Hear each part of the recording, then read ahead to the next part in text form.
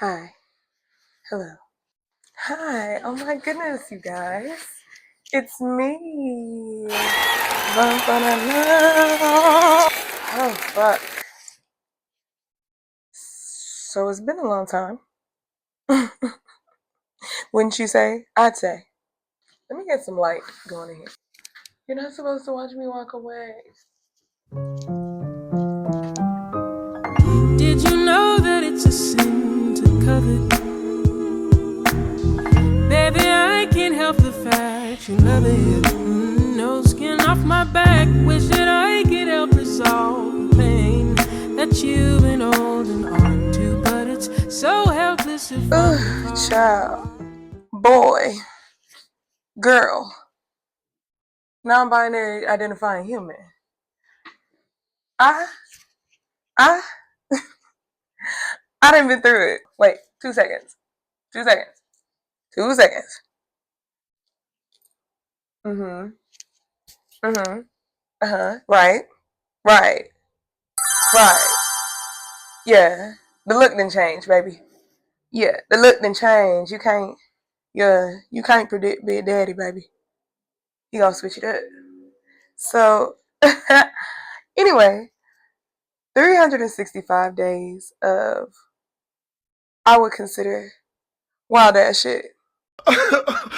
Oh my God, my Shayla, my Shayla.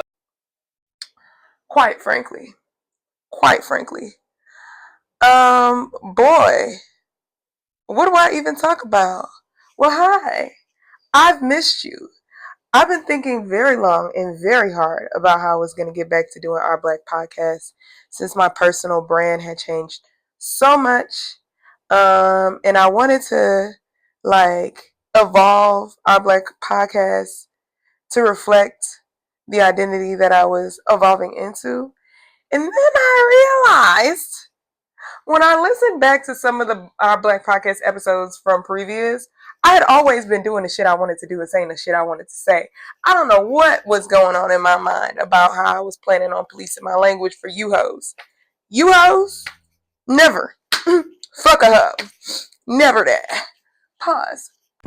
So, as y'all can see, this is going to be a very raw, very vulnerable episode. So, it's also going to be a shadow work exploration. So, make sure you grab your journals, allow yourself to be real, allow yourself to be raw, and whatever comes up, let it come up. Follow the prompts as we go. Man, listen. The amount of shit that I've been through just in the last couple of months, my grandma died. I lost people I really, really, really cared for and loved, and honestly, some of them can suck my dick. And I've really transitioned my universe right back to where essentially I started this last year in 2025, which was on a journey of self-expression and authenticity. And so now that I'm back and I'm no longer lost in the identity politics of who I'm trying to project myself to be for the comfort of others, to try to be more palatable and try to be more in alignment with the vision that I see for myself, I think the holier than thou thing should definitely be studied. Because I think it's way more nuanced than just feeling superior to people. I think sometimes it humbles you when you try to be holy. And that holy humbling is definitely one that puts you in the mindset of trying not to operate outside of the confines of traditional goodness and Puritan identities, all this Anglo colonial fucking ideas of what it means to be holy and healed and tending to yourself, which I never really motherfucking subscribed to in the first place. But sometimes when you're in a community, you're speaking the language, you're talking the talk, and you're walking the walk, um, you start to change your tone. You start to code switch, and the code switching can become an identity switch where you start to lose the versions of yourself that were much more raw, much more much more expansive, much more authentic, genuine. pure, because one of the things that I noticed about myself is one of the most pure things about me is my chaos. I'm a chaotic person in the way that I think is best. I think it's an amazing quality to have. That chaos often creates. That chaos is creation force energy.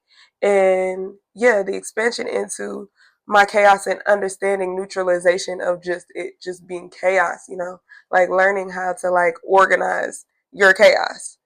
Sheesh, a word. It's definitely something that I've been tapping into lately. But I feel like it's appropriate to reintroduce myself because you niggas do not know me at all. Okay. Hold up. So here's our first prompt question. Are y'all still with me? Cool. So you can pause if you need to answer this in your journal. But the question is, in what ways has trying to be holy or humble kept you from being pure? Now take your time. If you're thinking about this in your mind and you're not journaling, just think about it. Ask yourself.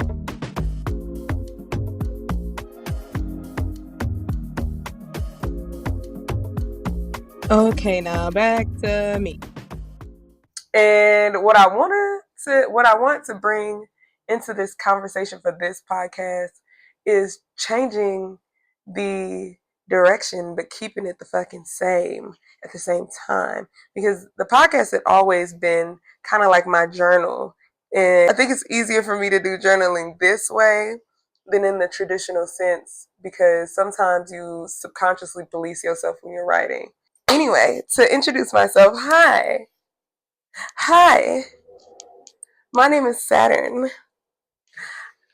I am the mother of Mother's House. I also got my mother Shakura. I got a million trillion billion other names. I am a non-binary shapeshifter, an obey, a community leader, a bitch that talks her shit, a nigga that's really like that, a community person, a tribal human, an ancient ancestral being, re-personified and reanimated back into this common colloquy that we consider the earth.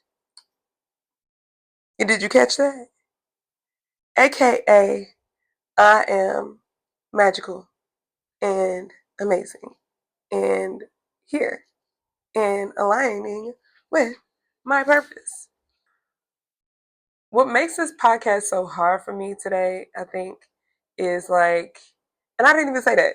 This podcast feels very hard for me right now, for a lot of reasons. But I think one of the major reasons that makes this podcast so hard for me is with all of the shit that I have in my spirit that I just want to like throw out, like at this point I'm ready to drop a diss album. They gotta go get their homegirl for me. If I was still doing broke shit with your broke ass, then your broke ass won't be. At this point I'm ready to call you bitches weak ass hoes. At this point I'm ready to call y'all followers. At this point I'm ready to call y'all my fans. At this point I'm ready to call me your mother, and I'm ready to call you my son.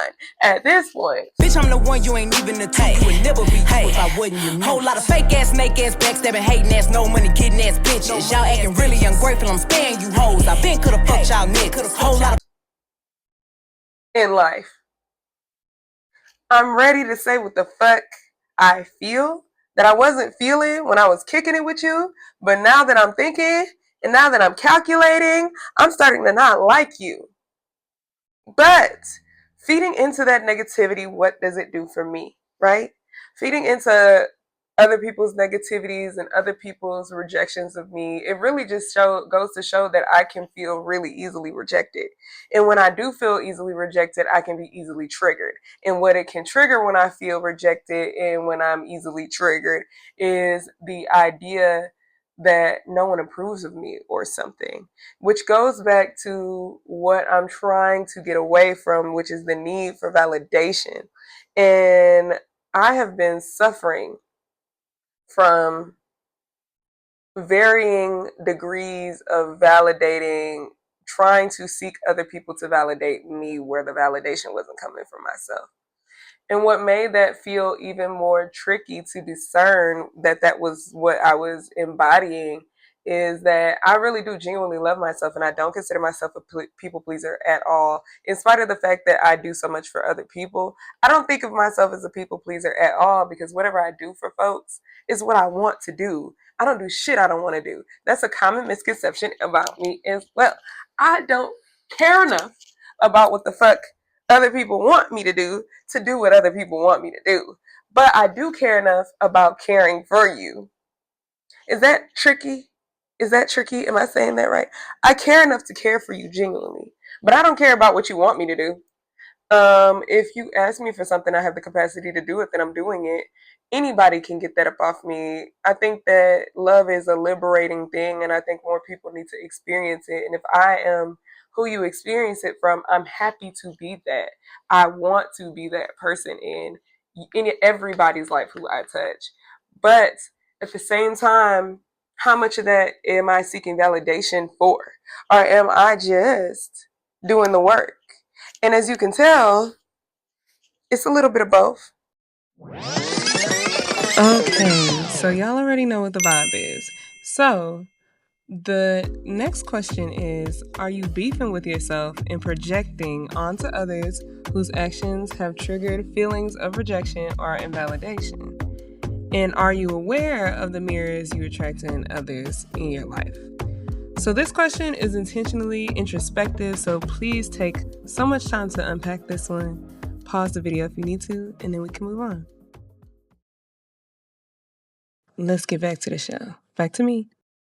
Because I knew that the alignment wasn't there, but I didn't trust myself enough. And that's the problem I be having with me. I wholeheartedly believe that the people I choose in life have greater potential than me. I just think that, I think they have greater potential than me, but I have greater kinetic energy. I'm moving forward always. I don't store energy. I just keep it going. I just keep it going forward. And I think that that's the thing that we have to start to learn to honor louder, is like, we talk a lot about potential energy, what it means to store up, like what it means to have all these things inside of you that's building, that's ready to be released. But we're not talking enough about kinetic energy, because a lot of that kinetic energy, that means motion. That means motion. And a lot of you bitches ain't got heads. Hello. And I'm starting to feel like, genuinely, I want you to investigate that. Okay. Now you know what time it is. It's another journal prompt. So, question is, in what ways and in what things are you stuck in potential? And do you have motion? How do you know? Now, this is a question I don't want you to answer too quickly. Go ahead and pause, think on this, really ask, and then come to the answer.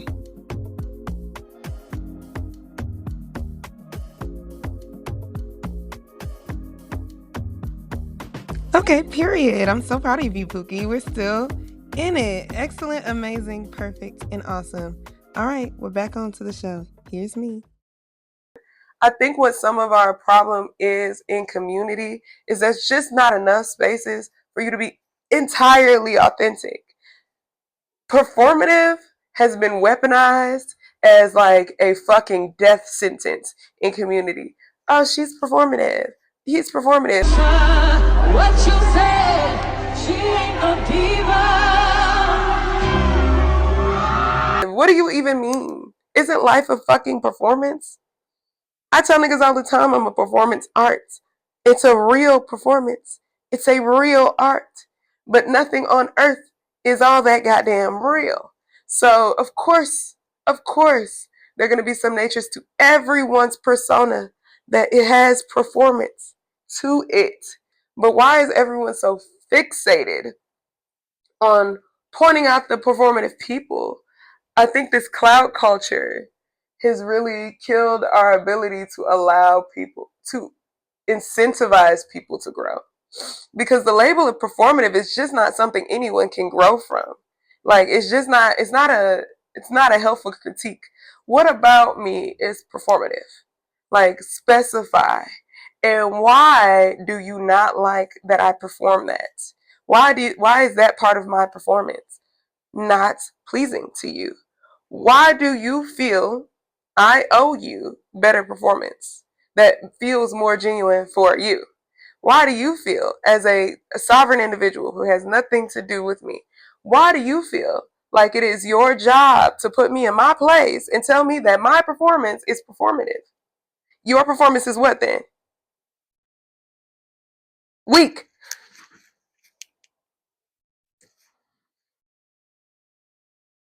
And uninspired. It's lucky you're beautiful because there's nothing up here. Because sometimes it's the active performing of a thing you desire to become that creates you in the thing. It's the imagination and authority of self to create yourself into whatever you believe. The only critique I would give to someone who's choosing to be performance is don't get lost in the performance. Don't get lost in the art you're creating. Stay wholly you. The performance is you, so is that shadow side. Okay, now y'all, final prompt. So this last prompt, the question is, what do you think about performance being a part of human nature? Is that something you agree with? Who are you performing to be? Is it holy? So this is a good question to ask yourself. What do you think holiness is? What do you think being whole is about? What aspects of your own personality do you feel like you're performing? And are you labeling that as a good or bad thing? How are you integrating?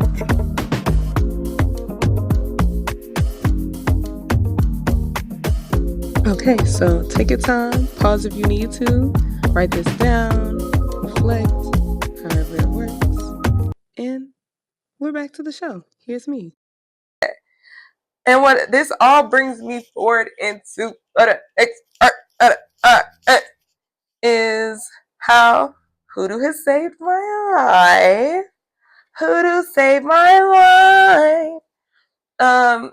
Some of the things I've learned now as someone who's been actively practicing Hoodoo for about a year, it's been a journey. Before that, I was venerating my ancestors, but I wasn't like doing any of the work, the magic work, none of that. I was just venerating my ancestors and keeping it pushing. But yeah, Hoodoo saved my life genuinely. Like, getting into the practice of it, alchemy is like such a teacher. And what I'm learning through Hoodoo specifically that I hadn't learned in any other spiritual practice is it is absolutely okay to be the version of yourself that is not healed at any moment in time. When you feel triggered, it's okay to be unhealed. But how are you channeling it? Like, are you reacting in the moment? What is your reaction in the moment? Is it aligned with what your higher self desires? Have you checked in with your higher self before you've acted? And that's kind of where I've gone to. It's like, I'm just gonna check before I do anything. I'm just gonna talk to Saturn. I'm gonna sit in with Saturn and see what she's feeling. What is she advising? What does she think is the appropriate thing to do in this instance? And then I do that. And then I just live in whatever that reality creates, which is always more peace. But even still, coming through that experience requires some shadows to be worked. And Hoodoo teaches you that the shadows are a good thing and you should have them and you should be very close to them and they should be your best friend. You should be very deeply connected to your shadow side. And it should never feel different than your light side. It should never feel like one is without the other. What practices do you invite into your life to ground your shadow? It comforts me, it helps me realize myself, it helps me feel myself, because the wounds I have in my life from the trauma that I've experienced are so deep that I have to be so deep to touch them. And so if the pain is hitting deep for me, I know it's hitting deep so I can feel it, so I can touch it, because it's coming from a deep place, because there's nothing about me that's shallow. And that being said, there's nothing about you that's shallow. There's a deep place in all of us. Please touch it. Touch it. Okay, now, so my phone has died one too many times for my comfort, and that means that I can't have the thing in for the mic at the same time. It's, whatever. But pretty much what I'm saying, the last thing I wanted to tell you was touch to the pain. It helps you relieve it. It helps you outgrow it. But more than just letting it feel, let yourself have it, you know? Have it all out about how they're the bad guy, how they did it wrong, how blah, blah, blah, blah, blah, blah, blah, blah, blah, blah, blah, and then check yourself and see it from the other perspective. I was wrong and da-da-da-da-da-da-da-da-da-da, so that was me too. Cool. No one is ever blameless in situations. No one is ever a flawless victim, you know? And that's hard to accept as someone who has been victimized by so much of my reality. And that kind of is what makes it so hard to accept to begin with, which is why I am so adamant about letting myself have it, because it's hard for the version of me who has been preyed on to accept I'm not perfect. No one is a perfect person. If you can't be accountable, then you can't grow. You're gonna stay like that, twin. You're gonna stay like that. It's gonna get stuck there. It's stuck there already if you haven't been practicing your own accountability. The whole thing, especially when it comes to these manipulating narcissistic abusers, and these gaslighters, and these people who are just not healed in their own self, people who are struggling with BBB and their own mental illnesses that they aren't medicated or aware of or haven't gotten diagnosed. There are a lot of undiagnosed people running loose in the world, baby. Loose. No tea, no shade, no pink lemonade, but thank God I got a diagnosis. I was happy to get one. I knew I was crazy. I was like, something's not right. Please tell me you got a word for this. Oh, schizoaffective disorder, period. Yeah, I thought I was tripping. I thought I was hearing too many voices. I thought I was hallucinating. I thought. Oh, thank you. And then growing in that, learning that that's all just ancestral magic, baby. Don't trip off that. But you have to know your weakness to grow your power. Clock it. You have to know your weakness to grow your power. You're not growing if you're not knowing, baby. If you can't see how you are weak somewhere, then you're not growing. And it's bigger than just, well, you know, I was weak for letting a bitch in my life. No, it's bigger than I was weak just for accepting this person, because love is never a weakness. Love is a strength. But what was it that you didn't do? What was it that you dishonored? What agreement that you weren't holding for them and you? Like, what is it that you didn't do to own your reality with them that created this splint to begin with? Where did it come from? From you. That's where you have to accept your own responsibility. This came from me. Everything in my reality is my manifestation, even my pain. So how did my pain show up and why? And when I get past this pain, what am I creating? Because at the end of the day, chaos is creation. So what does this help you create? I love you. Real bad. The baddest. Yeah. And yeah, Frenchie was here. I'll see you soon. Hopefully we don't keep doing this where we go a year without posting to this podcast. I know we won't. I got my motion figured out, baby. Y'all gonna be seeing me. Yeah, I don't know how often yet, so I'll let you know when I decide. I love you. I'll see you later. Peace.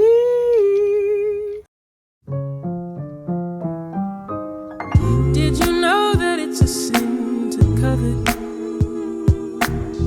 Baby, I can't help the fact you love it. No skin off my back. Wish that I could help resolve the pain that you've been holding on to, but it's so helpless if I'm the cause.